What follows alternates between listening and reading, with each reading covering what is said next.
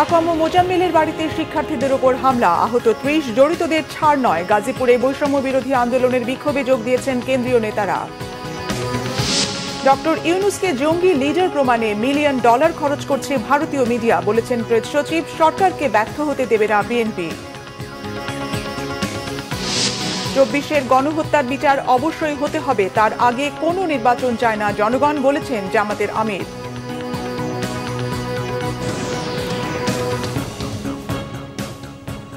দেখছিলেন crown cement সংবাদ শিরোনাম, এবার বিস্তারিত।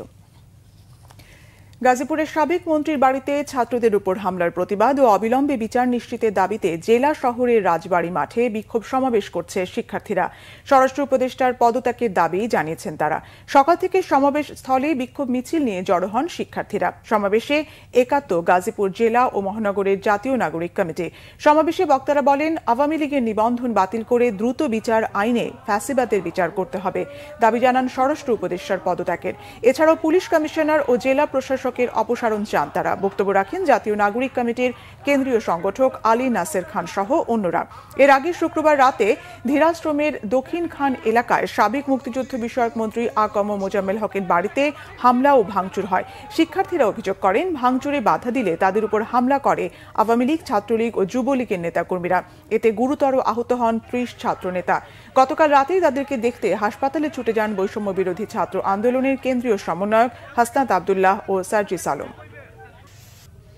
দর্শক, গাজীপুরে বৈষম্য বিরোধী ছাত্র আন্দোলনের বিক্ষোভ সমাবেশের খবর রাখছেন সহকর্মী মীর ফারুক। সরাসরি যুক্ত হচ্ছি তার সাথে। ফারুক, বিক্ষোভ সমাবেশের সবশেষ খবর জানাবেন।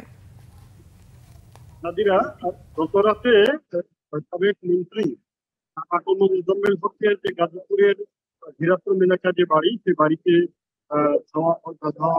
হামলার ঘটনা ঘটেছিল। এই ঘটনায় কমপক্ষে 15 জন হত্যা হয়েছে। এতে বৈষম্য বিরোধী ছাত্র আন্দোলনের নেতাকর্মীরা বিক্ষুব্ধ হয়ে আজকে দিনব্যাপী এই গাজীপুরের জেলা প্রশাসকের কার্যালয়ের সামনে বিক্ষোভ কর্মসূচি আহ্বান করে। সেই সিদ্ধান্ত অনুযায়ী আজকে সকাল 10টার পর থেকেই এখানে ছাত্ররা জমায়েত হতে শুরু করে এই জেলা প্রশাসকের কার্যালয়ের সামনে। এখানে দিনব্যাপী তারা বিক্ষোভ করছেন। এই কর্মসূচিতে কেন্দ্রীয় নেতা সার্জিস আলম দিয়েছেন। কয়েকটা নেতা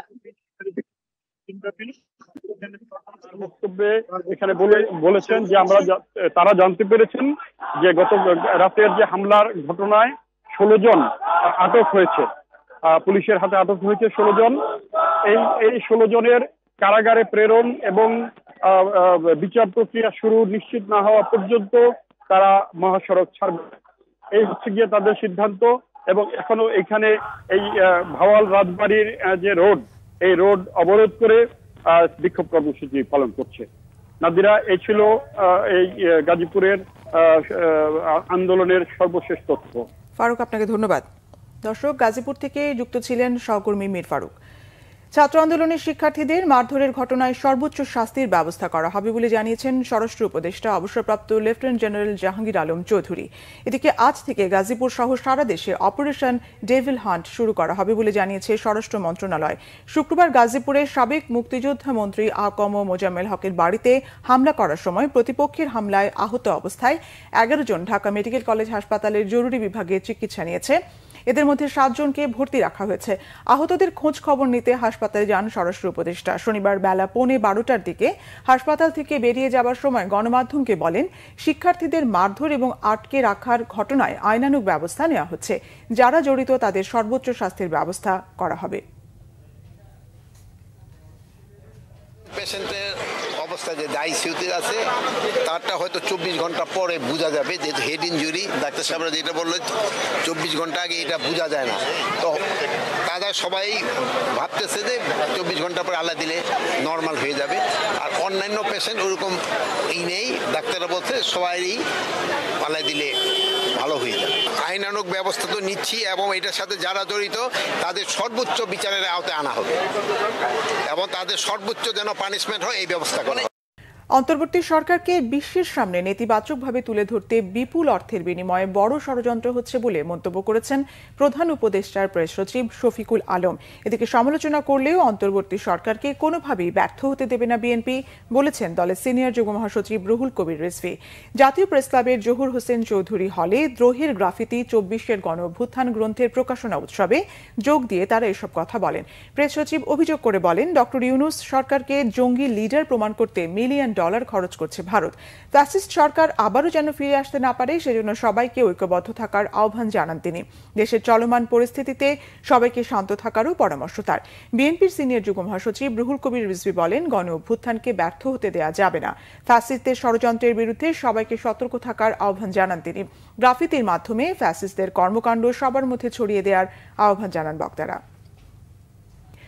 জামাতের আমির ডক্টর শফিকুর রহমান বলেছেন, ২৪-এর গণহত্যার বিচার অবশ্যই হতে হবে, তার আগে কোনো নির্বাচন চায় না জনগণ। শনিবার কক্সবাজার সরকারি কলেজ মাঠে জেলা জামাতের কর্মী সম্মেলনে প্রধান অতিথির বক্তব্যে তিনি কথা বলেন।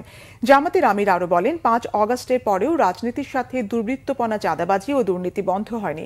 শহীদদের আত্মার সাথে বেইমানি করা যাবে না উল্লেখ করে প্রয়োজনীয় সংস্কার শেষে একটি সুষ্ঠু নির্বাচন করে সম্মানের সাথে বিদায় নিতে অন্তর্বর্তী সরকারের প্রতি আহ্বান জানান ডক্টর শফিকুর রহমান। দেশে দুর্নীতি ও দুঃশাসন যতদিন থাকবে ততদিন জামাতকে আন্দোলন চালিয়ে যেতে হবে বলেও মন্তব্য করেন দলটির আমির। পারিশ্রমিক বৃদ্ধি সহ ৭ দফা দাবি আদায়ে রাজধানীর ইঞ্জিনিয়ারিং ইনস্টিটিউট মিলনায়তনে সমাবেশ করেছে বাংলাদেশ দলিল লেখক সমিতি। শনিবার সকালে এই সমাবেশ অনুষ্ঠিত হয়। সমাবেশে যোগ দিতে সারা দেশ থেকে দলিল লেখকরা এসে উপস্থিত হয়। দাবি দাওয়া মানা পর্যন্ত সমাবেশ চালিয়ে যাওয়ার কর্মসূচি দেন তারা। সমাবেশে বিশেষ অতিথি হিসেবে উপস্থিত হয়ে বিএনপির আন্তর্জাতিক বিষয়ক কমিটির সদস্য ইঞ্জিনিয়ার ইশরাক হোসেন বলেন, আগামী দিনে বিএনপি ক্ষমতায় গেলে দলিল লেখক সমিতির সকল দাবি দাওয়া পূরণ করা হবে।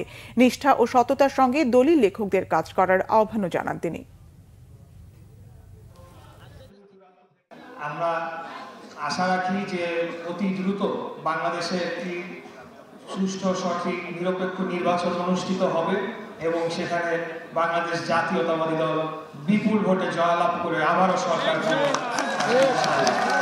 এবং বাংলাদেশকে যে অতল গহ্বরে ফেলে দিয়েছিল খুনি হাসিনা, সেখান থেকে উত্তরণ ঘটিয়ে বাংলাদেশকে বিনির্মাণে আমাদের নেতা দেশনায়ক জনাব তারেক রহমানের নেতৃত্বে যে ৩১ দফার কর্মসূচি ঘোষণা করা হয়েছে, আমার বিশ্বাস যে সেই কর্মসূচির আওতায় আপনাদের সেক্টর অবশ্যই আসবে, যেহেতু এখানে প্রশাসনিক কমিশনের কথা গঠন করার কথা বলা হয়েছে, আইন জুডিশিয়াল বিভাগ সংস্কার করার কথা বলা হয়েছে।